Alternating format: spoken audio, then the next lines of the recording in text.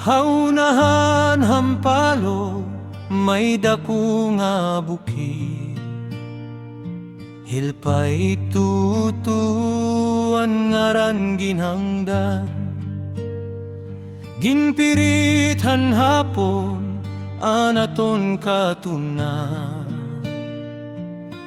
Basi magimohin ko tahabot ngahan kagabihon. Mga tinel ng trenches, pito kapye kahilarom. Bisan bumbahan hanayvi, ang kaway diri nababandat.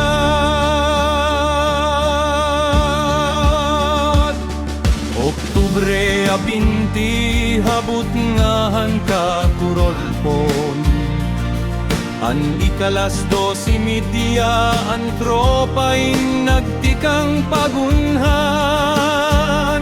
Kompanyain ginpabayanhan, kaway nga masuno. Kundi ang kompanisingan be na una haira. Ang pag-atake habukid, hanorte sinirangan. Dugongan kay sog habaras, ngan kagurangan. Alas 5:00 kulog, asakto matak na. Ang bukid kwing nandan ginsakop, hagihaharayo ikapagi.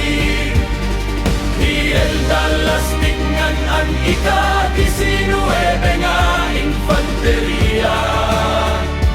Nagbilinhin markahan dumog hatunahan Leyte. Duha ka adlaw nga gyera, 50 nga hapon ang namatay. Tulo nga Amerikano ang kinabuhi ingin sakripisyo. Yan ang adlaw ang ginhangdan, usa na nga mamingaw nga parke. May dako nga krus haigbaw,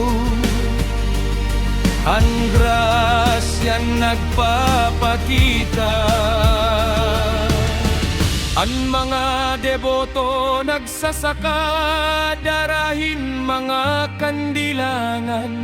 Mga bukad labi na kun Semana Santa, ang binuhat ni Ratatay miyak.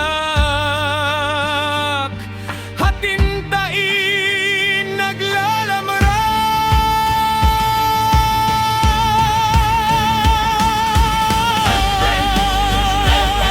Kibangan mo ang katapusan,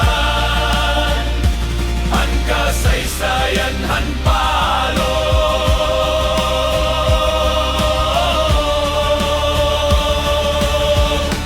Diri gud mapaparan.